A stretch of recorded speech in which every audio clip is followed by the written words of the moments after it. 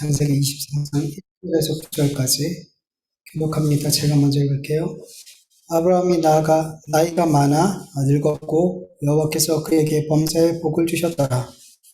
아브라함이 자기 집 모든 소유를 맡은 늙은 종에게 이르되 청하건대 내 허벅지 밑에 내 손을 놓으라. 내가 너에게 하늘의 하나님 땅의 하나님이신 여호와를 가리켜 맹세하게 하노니 너는 내가 거주하는 이 지방 가나안 족속의 딸 중에서 내 아들을 위하여 아내를 택하지 말고 내가 내 소유로 와서 내 아들 이삭을 위하여 아내를 택하라. 종이 이르되 여자가 나를 따라 이 땅으로 오려고 하지 아니하거든 내가 주인의 아들을 주인이 나오신 땅으로 인도하여 돌아가리이까. 너는 이르되 내 아들을 그리로 데리고 돌아가지 아니하리까. 하늘의 하나님 여호와께서 나를 내 아버지 집과 내 고향 땅에서 떠나게 하시고 내게 말씀하시며 내게 맹세하여 이르시기를 이 땅을 내 씨에게 주리라 하셨으니 그가 그 사자를 너보다 앞서 보내실지라. 내가 거기서 내 아들을 위하여 아내를 택할지니라. 여자가 너를 따라오려고 하지 아니하거든 나의 맹세가 너와 상관없나니 오직 내 아들을 데리고 그리로 가지 말지니라. 같이 읽을게요. 그 종이 이에 주인 아브라함의 허벅지 아래 손을 넣고 이 일에 대하여 그에게 맹세하였더라. 아멘. 오늘 본문 1절 말씀을 보면요. 아브라함이 나이가 많아 늙었고 여호와께서 그에게 범사에 복을 주셨다라고 기록하고 있어요. 여러분 성경을 보면 하나님께서 아브라함을 향해 범사에 복을 주셨다라는 이런 말씀은 처음 기록되어져 있어요. 하나님께서 아브라함을 처음 부르실 때 그에게 복을 약속해 주셨어요. 근데 여러분 아브라함의 삶을 우리가 계속 살펴봤지만 그가 하나님 앞에 범사의 복을 받는 모든 상황과 모든 날 동안 그의 모든 상황 속에서 복을 받는 삶은 살지 않았더라는 거예요. 왜냐하면 아브라함이 모든 일에 하나님께 순종하지 않았기 때문이에요. 하나님의 말씀을 믿지 못하고 불순종할 때도 있었고요. 자기의 육신의 생각을 그리고 판단을 따를 때가 있었단 말이죠. 그리고 이 불순종으로 말미암아 아브라함은 하나님께 복이 아닌 고난을 받게 됐고 때론 하나님께서 그에게 오랜 시간 침묵하기도 하셨죠. 그리스도인에게 침묵은 말할 수 없는 큰 고통이잖아요. 하나님의 침묵은. 그런데 지금 아브라함의 삶을 보니까 하나님으로부터 범사의 복을 받는 삶을 살고 있더라는 거예요. 이 말은 무슨 말이에요? 아브라함이 범사에 하나님의 말씀에 순종하는 삶을 살고 있었더라는 거예요. 여러분 하나님의 말씀에 순종하는 것과 하나님께서 복을 주시는 건 상관관계가 분명하게 있어요. 성경은 하나님의 말씀에 순종할 때 하나님의 복이 임하고 반대로 하나님의 말씀에 불순종하면 복이 아닌 고난과 저주가 임한다고 말씀하고 있어요. 구약 성경에서는 이 상관관계가 너무 분명하게 나타나죠. 그 대표적인 말씀 신명기 28장을 한번 볼게요. 신명기 28장 1절 2절 읽어볼게요. 내가 내 하나님 여호와의 말씀을 삼가 듣고 내가 오늘 내게 명령하는 그 모든 명령을 지켜 행하면 내 하나님 여호와께서 너를 세계 모든 민족 위에 뛰어나게 하실 것이라. 내가 내 하나님 여호와의 말씀을 청종하면 이 모든 복이 내게 임하며 내게 이르리라. 아멘. 신명기 28장 15절 내가 만일 내 하나님 여호와의 말씀을 순종하지 아니하여 내가 오늘 내게 명령하는 그 모든 명령과 규례를 지켜 행하지 아니하면 이 모든 저주가 내게 임하며 내게 이를 것이니. 아멘. 이렇게 하나님의 말씀에 순종하는 것과 하나님의 복은 이렇게 분명하게 상관관계를 맺고 있단 말이에요. 아브라함이 범사에 하나님께 복을 받는 삶을 살고 있다는 것은 곧 그가 범사에 하나님의 말씀에 순종하는 삶을 살고 있었다라고 보면 분명한 거예요. 신앙의 긴 그 우여곡절 끝에 그의 삶은 범사에 하나님의 말씀에 순종하는 삶을 살 수 있게 되었고 하나님의 복이 범사에 그의 삶에 임하게 되었더라는 것을 우리는 보게 돼요. 여러분 우리 그리스도인들의 신앙의 여정은 항상 이곳을 향해 가고 있는 거예요. 범사에 모든 일에 하나님의 말씀에 순종하는 삶으로 우리는 그것이 이 땅에서 살아가는 너무 중요한 목표라는 거예요. 이 목표를 우리가 잠깐이라도 놓치면 우리는 하나님께 복받는 삶에서 멀어지게 되어 있어요. 반드시 그렇게 되어져 있어요. 여러분, 범사에 복을 받는다는 말씀을 잘 이해해야 돼요. 여러분, 여러분들이 생각할 때 범사에 복을 받는 삶은 어떤 삶인가요? 범사에 복을 받는 삶. 하나님께서 범사에 복을 주셨다라고 생각하면 내가 하는 일마다 잘 되는 만사 형통의 그런 것들을 생각하기가 쉽잖아요. 그런데 성경 전체적으로 보면요. 복은 하나님과의 그 사랑의 관계가, 하나님과의 그 친밀한 관계가, 깨졌던 하나님과의 관계가 회복되어지는 거고, 그리고 하나님이 내 안에, 내가 하나님의 말씀 안에 거하여 하나님과 예수 그리스도와 연합되는 것, 이게 복이에요. 여러분, 이게 복이에요. 그렇다면 여러분, 하나님과 그 깨진 관계가 사랑의 관계로, 친밀한 관계로 회복이 되고 하나님과 연합할 수 있는 그 방법이 뭘까요, 여러분? 요한복음 15장 10절을 보면 내가 아버지의 계명을 지켜 그의 사랑 안에 거하는 것 같이 너희도 내 계명을 지키면 내 사랑 안에 거하리라 라고 예수님께서 말씀하셨어요. 예수님의 계명을, 하나님의 말씀을 순종할 때, 그 계명을 지킬 때 여러분, 하나님과 우리와의 깨진 관계가 회복이 되고 하나님과 예수 그리스도와 연합하는 삶을 살 수 있게 된대요. 여러분, 범사에 복을 받는다는 건 만사 형통하는 것이 아니라 범사에 하나님의 말씀에 순종하는 거예요. 결국 하나님의 말씀에 순종하는 것 자체가 뭐예요? 복이에요. 순종의 결과로 하나님으로부터 만사 형통과 같은 어떤 대가를 받는 것이 복이 아니라 순종 안에 이미 하나님의 복이 담아져 있더라는 거예요. 순종 안에. 여러분, 하나님의 말씀에 순종할 때 이 순종으로 말미암아 하나님께서 나에게 어떤 복을 주실까? 어떤 걸, 내가 원하는 어떤 것을 주실까? 너무 많은 사람들이 이걸 기대해요. 하나님께서, 하나님 앞에 내가 순종을 할 때, 뭔가를 헌신할 때 하나님은 나에게 뭘 주실까? 이런 기대를 정말 많이 갖고 순종할 때가 있죠. 여러분, 물론 구약시대는 하나님께서 하나님의 말씀에 순종하는 그들에게 눈에 보이는 세상 사람들도 다 인정하는 그런 복들을 주셨어요. 그리고 여러분, 지금 이 시대에도 하나님께서는 하나님의 말씀에 순종하는 자들에게 그렇게 눈에 보여지는, 그렇게 체험되어지는, 그냥 손에 잡히고 눈에 보이는 그런 복을, 사람들이 인정하는 그런 복을 주시기도 하세요. 그런데 이런 경우는 대부분 신앙이 자라가야 되는 영적으로 어린아이 같은 그런 성도들에게 하나님께서 이런 방식을 사용하세요. 그들은 지금까지 세상에 있는 그런 것들, 세상에서 잘 되고 형통하고 승리하고 이기고 내가 원하는 대로 잘 되어지고 이런 것들을 복이라고 여겼던 사람들이에요. 그런데 하나님께서 그들이 하나님의 말씀에 순종할 때 그들이 복이라고 생각하는 것들을 부어줘요. 그러면서 복이라는 건 내가 여태까지 우연히 내가 열심히 뭔가를 해서 이렇게 나에게 우연히 온 게 아니라 하나님이 나에게 주신 것들이었구나. 이 복의 근원은 하나님이시구나. 이거를 깨닫게 하시더라는 거예요. 그리고 하나님께 순종하는 삶이 복이구나라는 거를 깨닫게 하기 위해서 그렇게 어린아이 같은 신앙이 자라가야 되는 그런 사람들한테 이런 복을 막 주세요. 네. 그래서 참 웃기는 현상들이 있어요. 이런 것들을 먼저 통과했던 사람들이 다시 그렇게 하나님께서 그렇게 복을 주시는 사람들을 부러워해요. 이미 그걸 통과한 사람들이에요.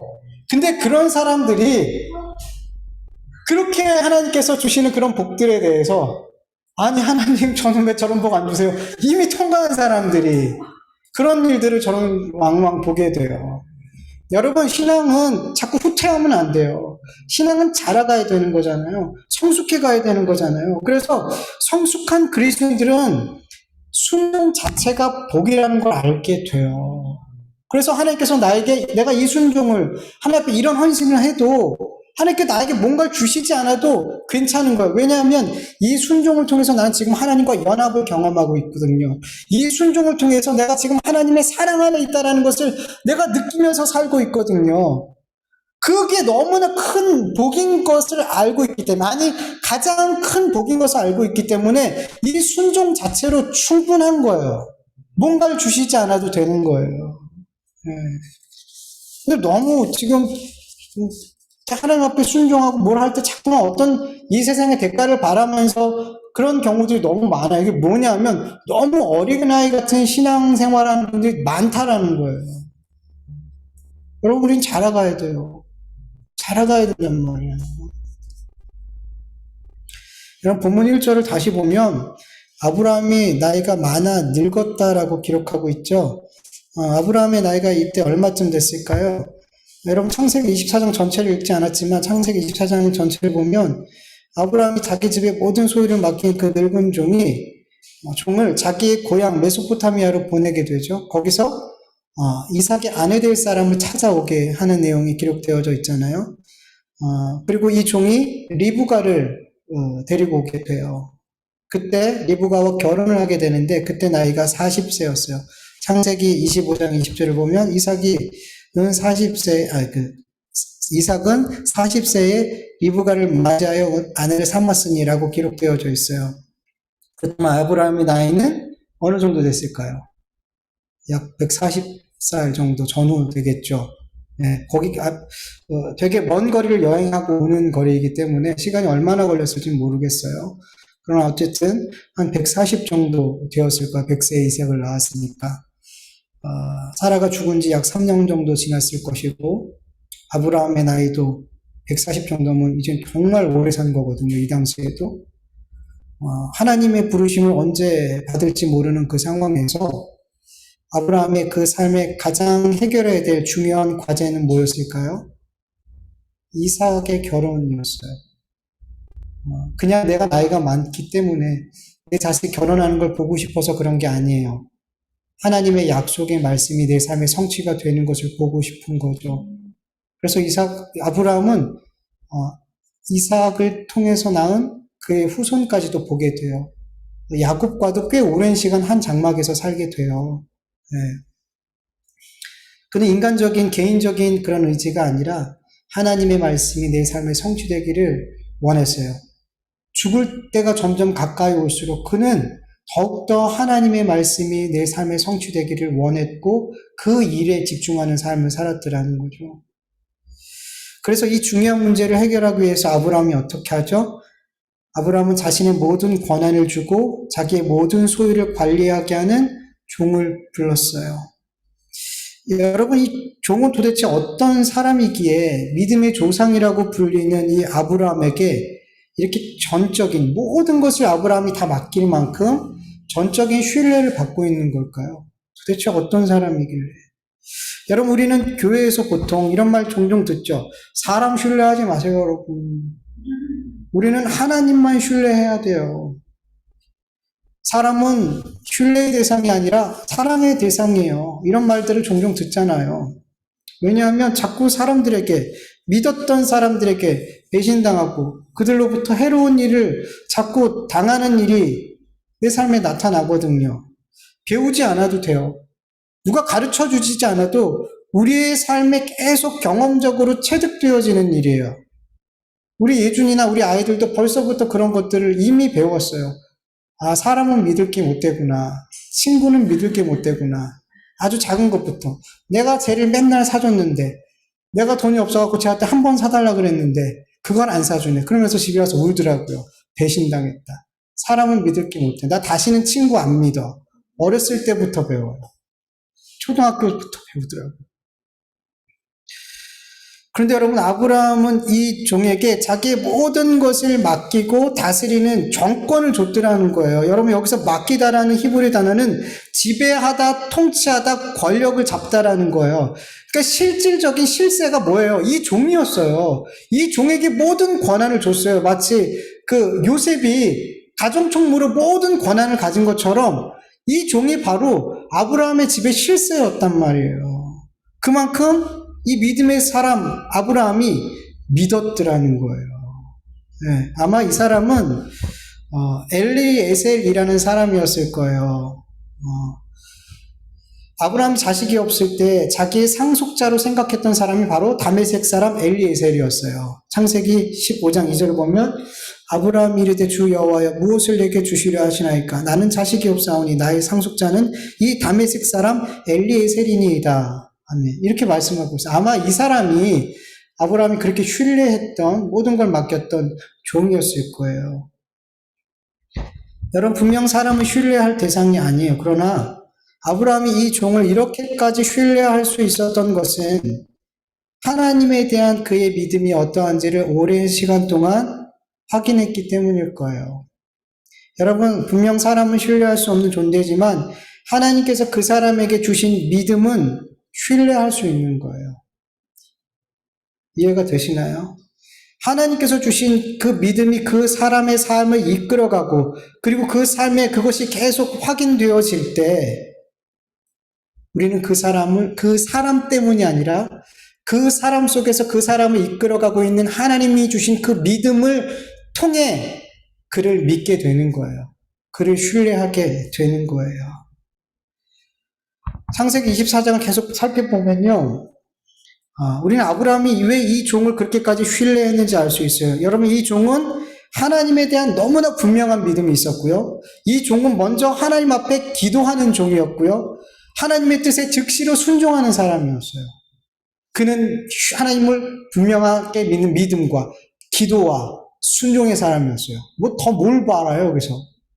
이런 삶을 계속해서 지속적으로 살았더라는 거예요. 계속해서. 아브라함이 계속 확인할 수 있게 그는 믿음의 삶과 기도의 삶과 순종의 삶을 살았더라는 거예요. 그래서 그 삶을 이끌어 가고 있는 하나님께서 주신 그 믿음을 통해 하나님은 그를 신뢰하게 하신 거라는 거예요.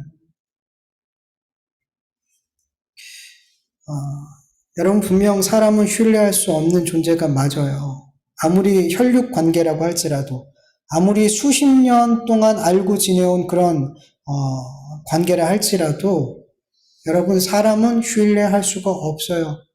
그러나 여러분 그 사람에게 주신 어떤 누군가에게 주신 그 믿음 그리고 그 믿음이 그의 삶을 이끌어가고 있는 것을 계속 확인되어진다면 여러분 우리는 그 사람을 신뢰할 수 있어요. 그 사람 때문이 아니라 누구 때문에? 그 삶을 인도하고 계신 하나님의 믿음 때문에 우리는 그를 신뢰할 수 있는 거예요. 또 이런 경우도 있어요. 사랑 때문에 신뢰하는 경우가 있어요. 이 사람이 실수할 거 알아요. 부족한 거 알아요. 그럼에도 불구하고 신뢰해줘요. 교회 안에 있는 사람, 밖에 있는 사람 말고 교회 안에 있는 사람들을 이 사람이 실수하고 연약하고 내 신뢰를 깨뜨릴 것도 알고 있어요. 그럼에도 불구하고 신뢰해줘요. 왜 그럴까요? 하나님이 그 사람을 그런 사람으로 만들어 가실 거를 믿고 내가 한 번의 디딤돌이 되는 거예요. 그게 너무 중요해요. 교회 안에서 이게 참 중요해요. 연약하잖아요, 우린 다. 그래서 우리가 다른 사람이 나를 신뢰하고 내가 그 신뢰를 깨뜨리고 그런 적이 우리도 너무 많잖아요. 그런데 성숙한 누군가가 나를 그럴 걸 알면서도 신뢰해 주더라는 거예요. 그럴 걸 알면서도. 그러면서 우리는 그 디딤돌 하나하나를 밟아가면서 그렇게 정말 신뢰할 수 있는 그런 믿음의 사람으로 자라가게 되는 거예요. 그래서 우리 교회 안에 있는 사람들은, 특별히 성숙한 사람들은 사랑 때문에 그 사랑으로 인해 누군가를 신뢰해 주는 거예요. 이런 거 말고는 그렇게 믿지 마세요. 네. 여러분 오늘 본문 3절 4절을 보면 아브라함은 자기의 종에게 이렇게 말하죠. 내가 너에게 하늘의 하나님 땅의 하나님이신 여호와를 가리켜 맹세하노니 너는 내가 거주하는 이 지방 가나안 족속의 딸 중에서 내 아들 위하여 아내를 택하지 말고 내 고향 내 족속으로 가서 내 아들 이삭을 위하여 아내를 택하라 이렇게 말해요.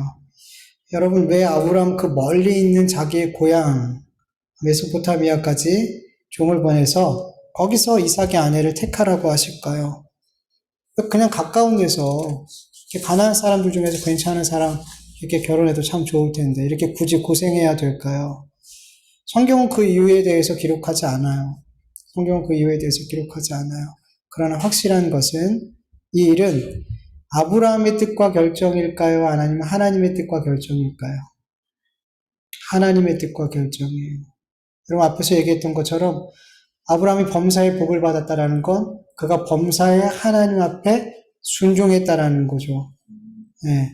여러분 하나님께 순종은 나를 향하신 하나님의 뜻이 계획이 뭔지를 알 때 순종할 수 있는 거 아니에요? 나를 향한 하나님의 뜻을 모르는데 도대체 뭘 순종해요? 그럼 뭘 순종한다는 거예요?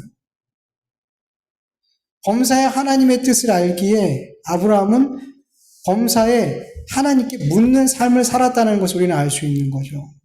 아브라함이 자기 독자 이삭의 아내를 얻는 이 중요한 일을 하나님께 묻지 않고 결정했을까요? 절대 그런 일은 없었을 거예요. 그는 반드시 이 일을 두고 하나님 앞에 기도했을 거고 그는 하나님의 분명한 응답을 받았을 거예요. 예. 여러분 범사에 하나님께 복을 받는 삶은 범사에 하나님께 순종하는 삶에서 나오고 범사에 하나님께 순종하는 삶은 범사에 하나님께 묻는 삶에서 나와요. 여러분 내 삶이 범사에 복을 받지 못한 삶을 살고 있다면 하나님과의 관계가 계속 깨져 있고 하나님과 연합된 삶을 계속 살지 못하고 있다면 그 이유는 순종하지 않는 삶을 살고 있기 때문이죠. 그리고 더 근본적인 이유는 순종하지 않는 삶을 계속 사는 이유는 하나님께 묻는 삶을 안 사는 거예요. 여러분 너무 기본이잖아요. 그리스도인들이 범사에 하나님 앞에 여쭙고 묻고 무엇을 선택하든 어떤 일을 하든 저는 때로는 가끔씩 하나님 오늘 저녁은 무슨 반찬을 해야 될까요? 냉장고를 열어보면서 가끔씩 그럴 때가 있어요. 기도가 나올 때가 있어요. 주여. 너무 그냥 어쩌면 너무 일상에서 너무 쉬운 것 같잖아요. 하나님께 묻는 것. 근데 여러분 쉽지가 않아요. 기본인 것 같은데 쉽지가 않아요. 여러분 하나님의 뜻을 알기 위해서 여러분 우리는 구하고 찾고 두드려야 돼요. 그래서 잘 안 돼요. 하나님의 뜻을 알기 위해서 우리는 정말 그렇게 몸부림을 칠 때도 있어야 된단 말이에요. 어떨 땐 너무 힘들어요. 하나님의 뜻을 알기가. 그래서 어떻게 해요? 대충 기도해요. 몇 번 기도해요. 그리고 나서 내 감정에서 올라오는 어떤 응답들을 하나님 주신 응답이 아니에요. 여러분 많이 겪어봤을 거예요. 기도하면서. 내 육에서, 내 감정에서 올라오는 또 내 오래전부터 그리고 내 깊숙한 곳에부터 원했던 그런 내 원함들 그런 것들이 슬그머니 기도의 응답처럼 느껴져요. 그리고 응답받았다. 아니라는 거죠. 여러분 참 많은 그리스도인들이 하나님께 묻지 않는 삶을 살 때가 많아요. 어떻게 하냐면 순종을 하지 않아요. 그리스도인들이 하나님 말씀에 순종을 하지 않아요. 왜 순종을 하지 않아요? 묻지 않으니까. 많은 사람들이 순종한다고는 말해요. 정말 많은 사람들이 순종한다고 말해요. 근데 대부분의 경우가 하나님의 뜻이 아닌 자기의 원함, 이걸 하나님의 뜻인 것처럼 착각하고 순종해요. 열심을 내요. 마치 하나님의 말씀에 순종하기 위해서, 그것을 이루어드리기 위해서 열심을 내요. 자기의 뜻을, 내 원함을 이루기 위함인데, 여러분 이 세상에서 좀 좀 과격하지만 성공하기 위해서 안달나는 삶이 하나님의 뜻이에요. 세상에 인기 없고 고집 꼭대기에 올라가는 거, 그게 하나님의 뜻이에요? 부자 되는 게 하나님의 뜻이에요?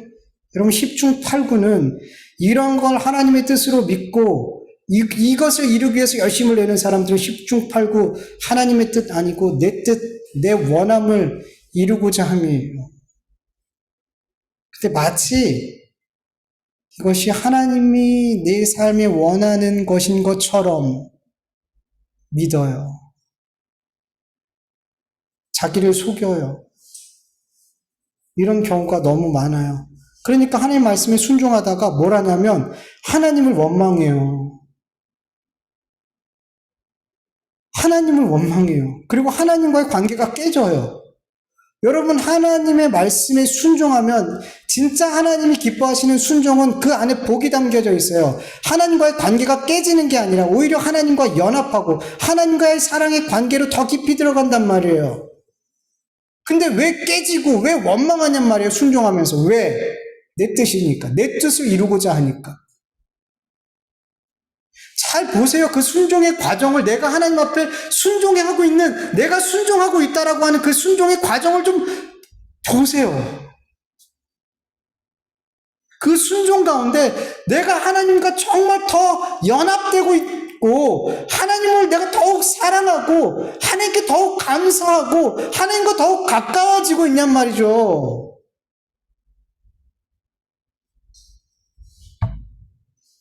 여러분, 하나님의 뜻과 원함을 정말 진지하게 또 열심으로 묻고 또 하나님 그 뜻을 알 수 있기를 간절히 축원합니다.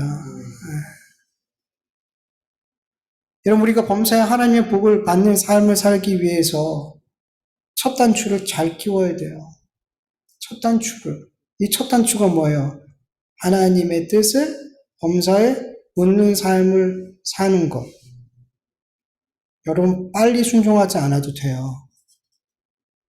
천천히 순종하더라도 하나님의 뜻이 무엇인지를 깨달아 알 때까지 여러분 물으세요. 물으세요. 내 뜻과 하나님의 뜻이 이렇게 물과 기름처럼 이렇게 나눠질 때까지. 여러분, 물과 기름은 섞일 수 없잖아요. 물론 뭐 약품을 넣으면 섞인다고 하더라고요. 근데 그렇지 않잖아요. 물과 기름은 기본적으로 안 섞이잖아요.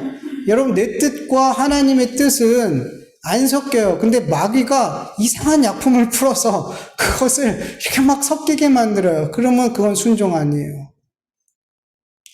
여러분, 분리가 돼야 돼요. 물과 기름처럼. 기도할 때 그렇게 분리가 돼요. 내 뜻과 하나님의 뜻이 기도하고 기도할수록 두드리고 찾고 찾을수록 하나님은 그렇게 물과 기름처럼 하나님의 뜻과 내 뜻을 분리시켜 준단 말이에요. 그리고 하나님께서 나를 향하신 뜻이 무엇인지 분명하게 깨달아지게 되면 순종하면 되는 거예요. 네. 여러분, 이런 과정들이 우리에게 너무 필요해요. 이런 과정들이 너무 필요해요. 근데 이런 과정들이 우리 그리스도인의 삶에 잘 찾아보기 어려워요. 시작부터, 첫 단추부터가 참 어렵단 말이에요. 이렇게 하나님 앞에 범사에 묻는 삶을 정말 열심으로 살고 싶어 하는 그런 사람을 만나보기가 참 어려워요. 지극히 작은 것이라도, 제가 농담처럼 얘기했지만, 그렇게 작은 것 하나하나를 하나님 앞에 묻는 삶을 사는 것, 이게 얼마나 진짜 중요한지 몰라요. 여러분, 물으시길 간절히 축원합니다. 뭐 아메리카노 먹을까, 디카페인 먹을까, 이런 거 말고, 어떤 분도 이런 것도 기도하신대요. 주님, 제가 이건 아니고요. 이런 거 말고, 진짜 내 삶에 정말 소소한 그 선택의 순간순간들, 이렇게 하나님 앞에 좋은 습관을 가졌으면 좋겠어요. 하나님 앞에 묻는 삶, 그리고 습관적으로 묻고 내 뜻대로 하는 거 정말 잘못된 거잖아요. 그런 경우가 많잖아요. 습관적으로 물어요. 근데 내 뜻대로 계속 가. 이거 얼마나 어처구니가 없어요? 마음에 늘 그런 마음이 있어야 돼요. 하나님의 뜻을 알면 제가 순종할 수 있게 해주세요. 그런 마음과 그런 기도가 우리의 삶에 있어야 될 줄 믿습니다. 아브라함의 명령을 들은 종은 아브라함에게 이렇게 말하죠. 본문 5절 보면 종이 이르되 여자가 나를 따라 이 땅으로 오려고 하지 아니하거든 내가 주인의 아들을 주인이 나오신 땅으로 인도하여 돌아가리까. 여러분, 종은 아브라함과 같이 하나님의 분명한 뜻과 응답을 받았어요, 못 받았어요? 그래서 다른 경우의 수를 생각하게 되는 거예요. 여러분, 이건 당연한 거예요. 당연한 거예요. 하나님의 뜻과 응답을 직접 받지 못한 사람은 자기의 생각과 판단과 경험이 먼저 나오게 되어 있어요. 하나님의 말씀, 순종의 길은 하나잖아요. 그런데 다른 경우의 수들을 생각하게 돼요. 이거 당연한 일들인 거예요. 그런데 여러분, 아브라함은 하나님의 뜻과 하나님의 계획을 분명히 응답으로 받은 사람이에요. 그래서 그는 여러 가지의 경우의 수를 생각하지 않아요. 한 가지만 생각해요. 하나님의 말씀에 순종하는 거. 그 길만 생각해요. 여러분, 이 하나님의 말씀에 순종할 때 어떤 일이 일어나게 될지 미리 예상하고 그 예상되어지는 일들에 대해서 내가 어떻게 대처해야 될지, 여러분, 하나님의 뜻을 분명하게 아는 사람은 그걸 갖고 고민하지 않아요. 앞서 고민하고 그러지 않아요. 미리 준비하고 하나님께 순종할 때 그 순종의 모든 과정에 하나님이 함께 하시고 책임져 주실 걸 믿기 때문에 내가 이런 상황은 이런 경우에는 어떻게 해야 되지? 이런 경우에는 어떻게 해야 될까? 이렇게 고민하지 않는단 말이에요. 본문 6절에서 7절을 보면 아브라함이 종에게 이렇게 말하죠. 아브라함이 그에게 이르되 내 아들을 그리로 데리고 돌아가지 아니하도록 하라. 하늘의 하나님 여호와께서 나를 내 아버지의 집과 내 고향 땅에서 떠나게 하시고 내게 말씀하시며 내게 맹세하여 이르기를 이 땅을 내 씨에게 주리라 하셨으니 그가 그 사자를 너보다 앞서 보내실지라. 내가 거기서 내 아들을 위하여 아내를 택할지니라. 아멘. 아브라함은 종이 다른 경우의 수에 대해서 이렇게 말을 할 때 여전히 하나님의 약속의 말씀을 굳게 믿고 있었어요. 하나님께서 너보다 먼저 사자를 보내서 이삭의 아내를 준비시킬 거야. 너무 구체적으로 얘기하죠. 이렇게 구체적으로 얘기할 수 있는 건 뭐예요? 구체적으로 응답을 받은 거예요. 네. 아브라함은 그렇게 분명한 응답을 받았기 때문에 다른 경우의 수를 생각할 이유가 없어요. 그러나 종은 다르죠. 종은 달라요. 직접 응답을 받지 못했기 때문에 만약에 그렇게 되지 않으면 어떡할까요? 이렇게 되지 않으면 어떡하지? 저렇게 되면 어떡할까요? 이렇게 생각을 하게 되는 거예요. 여러분, 우리가 신앙생활할 때 하나님의 뜻과 응답을 내가 받는 게 너무 중요해요. 내가. 다른 사람이 아무리 너를 향한 하나님의 뜻은, 계획은 이런 것 같아 라고 말해주고, 때로는 은사를 가진 분들이 나를 위해서 이런저런 기도를 해주고, 그런데 여러분, 내가 직접 하나님의 뜻과 나를 향하신 하나님의 그 계획이 무엇인지 내가 응답받아야 돼요, 여러분. 내가 응답받아야 돼요. 네. 그렇지 않으면 자꾸만 다른 경우의 수를 생각하게 돼요. 여러분, 제가 신학을 시작할 때, 제가 진로를 목회자로 삼을 때, 고3 2학기 때였어요. 저를 위해서 기도해 주시는 분들 가운데 두 분이 저한테 신학교를 가라고 권면해 주셨어요. 생각지도 않았던 길이었죠? 근데 저는 응답을 못 받았어요. 그냥 그 기도하시는 분들이 가라고 하니까, 그래서 제가 신뢰할 수 있는 분들인데, 그래서 공부를 했죠. 취업 안 나가고 공부를 했어요. 그리고 나서 시험을 보고, 아니 공부 별로 안 했는데 전문대 정도 갈 점수가 나왔네. 웬일이야 이게. 그리고 나서 저는 신학을 안 하려고 그랬어요. 그리고 재수를 했어요. 더 열심히 공부해볼까 1년 동안. 다른 데 가야지. 왜 이런 생각이 들었을까요? 제가 응답을 안 받은 거예요. 제가 정말 하나님으로부터 내가 신학을 하는 게 하나님의 뜻이구나라는 응답을 받지 않았어요.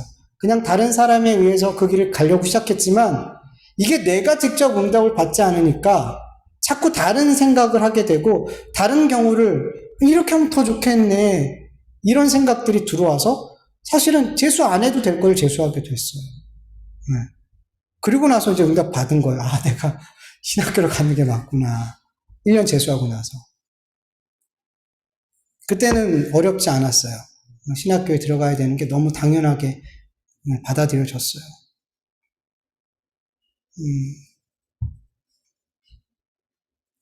여러분, 내가 하나님의 뜻에 대해서 내가 알아야 돼요. 내가 응답받아야지 다른 경우의 수를 생각하지 않게 되는 줄 여러분 믿으시길 축원합니다. 여러분 누군가 나를 위해서 기도해주고 하나님 뜻이 이거야. 이렇게 하면 하나님 너희 향한 이런 계획들이 있어라고 얘기한다면 여러분 그걸 그냥 지나가지 마시고 그 말씀이 나에게 확인될 때까지 기도하세요. 계속 기도하고 두드리고 찾고 구했는데도 불구하고 그분이 나에게 하신 그 말씀이 내 삶에 내 기도하는 가운데 계속해서 확인되어지지 않으면 어쩌면 아닐 수도 있어요. 그러니까 여러분 내가 하나님의 뜻을 분명하게 아는 게 중요한 거예요. 그래야지 우리는 그 순종의 길을 계속 갈 수 있어요. 여러분 믿음의 공동체도 마찬가지예요. 어떤 사역을 할 때 믿음의 공동체가 그 구성원 모두가 하나님께서 우리 교회를 통해서 이루기 원하는 그 뜻을 같이 깨달아 아는 게 너무 중요해요. 너무 중요해요. 여러분 누군가가 우리 교회를 향한 하나님의 뜻을 하나님께서 하고자 하는 그 사역을 그게 무언지 깨닫지 못하고 믿지 못하면요 그 사람은 자꾸만 어떻게 될까요? 다른 수를 생각해요. 다른 경우를 이렇게 되지 않으면 어떡해요? 저렇게 되면 어떡해요? 자꾸 하나님 분명히 하나의 길을 가르쳐줬는데 자꾸 다른 길들을 이야기한단 말이에요. 그러다 보면 자꾸 부정적인 이야기를 하게 되고 그 사람이 원치 않게 하나님의 사역에 걸림이 되는 그런 사람이 되어질 수 있단 말이에요. 믿음의 공동체 안에 이런 일들이 많이 일어나요. 자주 일어나요. 고린도전서 1장 10절에 보면 형제들아 내가 우리 주 예수 그리스도의 이름으로 너희를 권하노니 모두와 같은 말을 하고 너희 가운데 분쟁이 없이 같은 마음과 같은 뜻으로 온전히 합하라라고 말씀하고 있어요. 여러분 믿음의 공동체가 어떻게 같은 말을 하고 같은 마음을 그리고 같은 뜻을 품고 온전히 합할 수 있어요? 여러분 있을까요 이게? 가능해요 불가능해요? 가능해요? 여러분 우리 개인의 말과 마음과 뜻은 온전히 합해지지 않아요. 우리 개인은 안 돼요 여러분. 목사님들도 싸우는데요. 목사님들도 뜻이 하나가 안 돼서 싸우는데 안 돼요 여러분. 그런데 여러분 그래서 뭐 해야 되는 거예요? 믿음의 공동체가 기도해야 되는 거예요. 우리의 뜻은 다 다르고 우리의 말은 우리의 생각들은 다 다른데 우리가 하나님의 뜻은 하나잖아요. 그래서 우리가 하나님의 뜻을 알기로 기도해야 되는 거예요. 하나님의 뜻이 무엇인지 그 믿음의 공동체가 같이 기도하는 거예요. 그리고 하나님의 그 뜻과 하나님의 마음을 한 사람 한 사람이 받을 때 거기에서 같은 말이 나오고 거기서 같은 생각이 나오고 거기서 하나됨이 나오는 거예요. 여러분 우리는 안 돼요. 아무리 공동체가 화기애애하고 늘 친하게 지내고 가깝게 지내고 여러분 이렇게 그런 분위기가 있는 교회라도 여러분 예수 그리스도가 아니면 한 마음 한 뜻 연합 이런 게 사실은 안 돼요.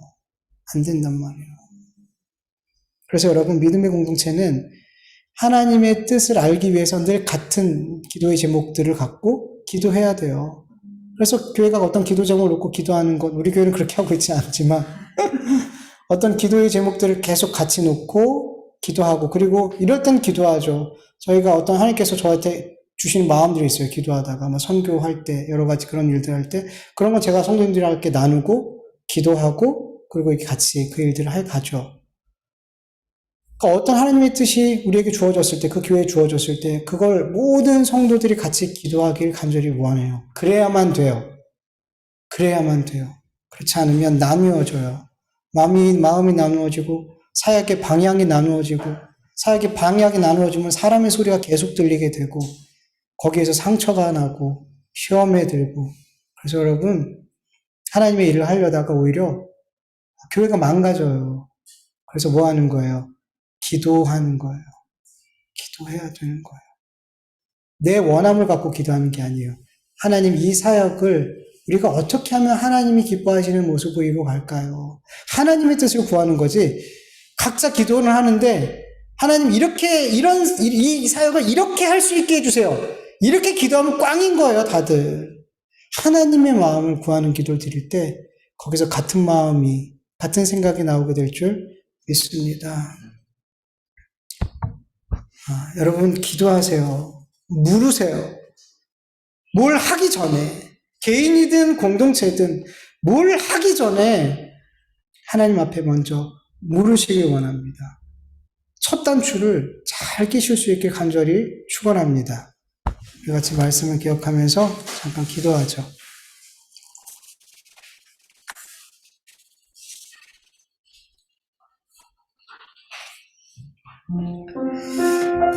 하나님 아버지 감사합니다. 오늘도 하나님 앞에 예배할 수 있도록 도와주시고 감사합니다.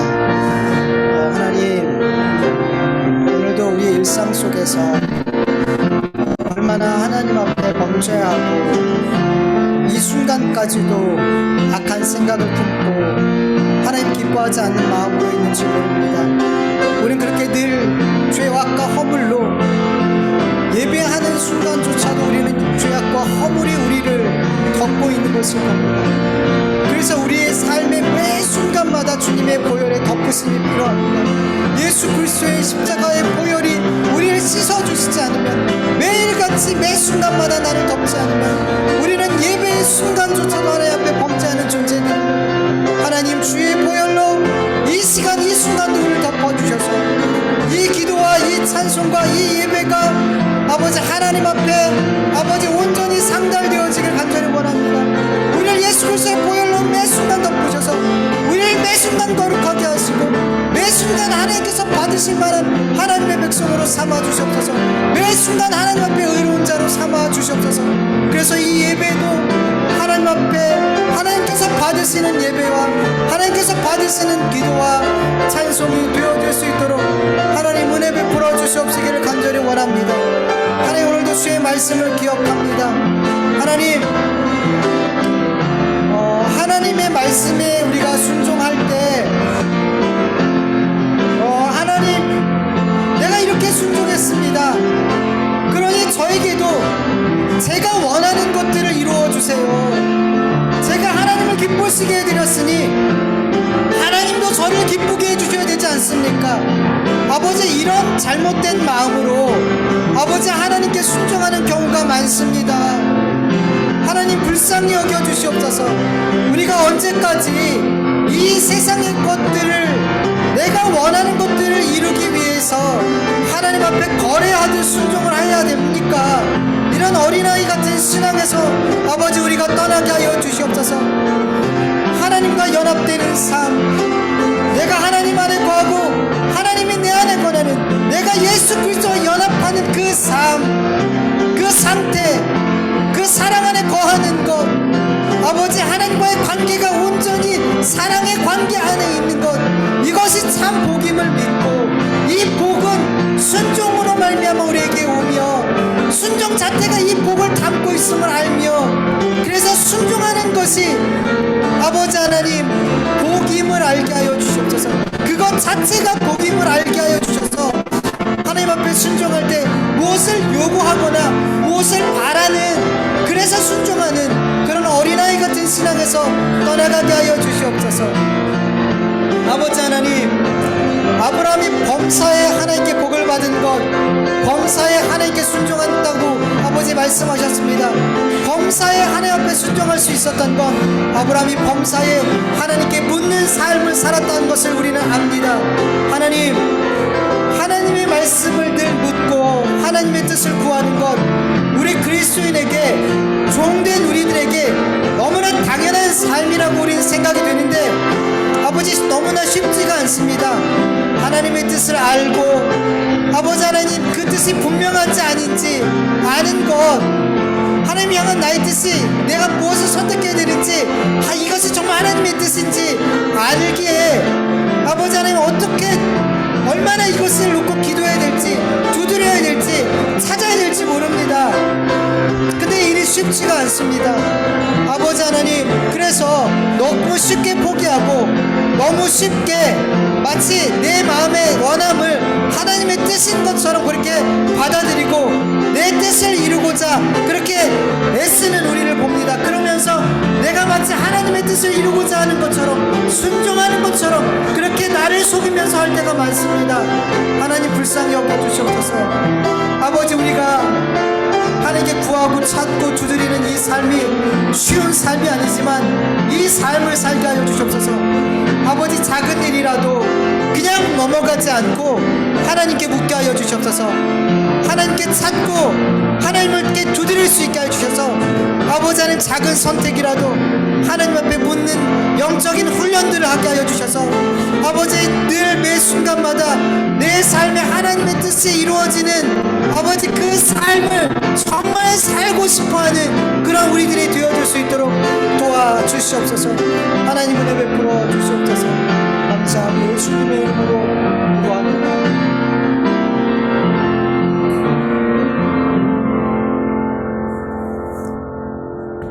하나님 감사합니다.